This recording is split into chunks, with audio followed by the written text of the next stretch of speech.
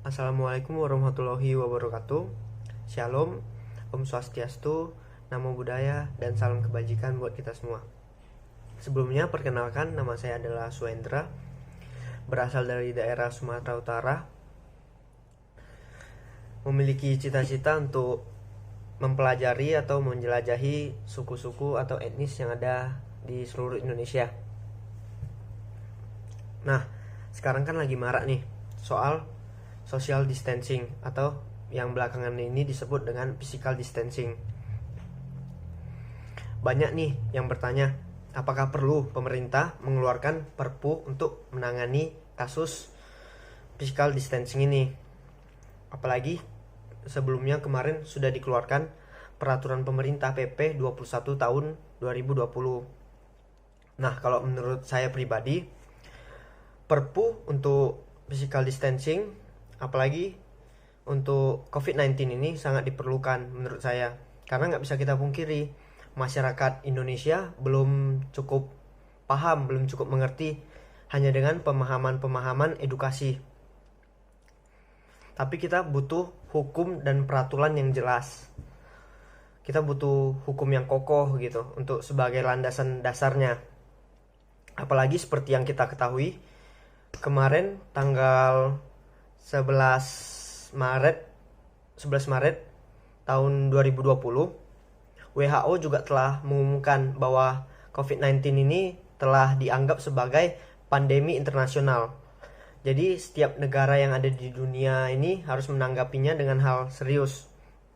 Nah, mungkin setiap negara punya caranya masing-masing untuk menangani, untuk cari solusi akan hal tersebut. Begitu pula Indonesia punya caranya masing-masing. Terlebih lagi, Indonesia kan adalah negara hukum sesuai dengan bunyi pasal 1 ayat 3 tahun 1945. Nah, jadi semua permasalahan yang ada di Indonesia itu diselesaikan dengan jalur hukum, dengan hukum yang jelas. Nah, makanya dari itu kita percaya menjawab tantangan kasus ini juga harus diselesaikan dengan adanya hukum-hukum dan peraturan-peraturan yang jelas. Contohnya yang tadi saya katakan, peraturan pemerintah tahun nomor 21 tahun 2020. Itu sebagai bentuk kita menanggapi WHO bagaimana kasus ini dianggap sebagai pandemi internasional. Nah, saya percaya kenapa diperlukan Perpu juga sebagai salah satu agar langkah yang kita gunakan pemerintah pusat dan pemerintah yang ada di daerah itu tidak berbeda. Jadi langkahnya itu tetap satu langkah, satu tujuan. Jadi tidak terpecah belah gitu.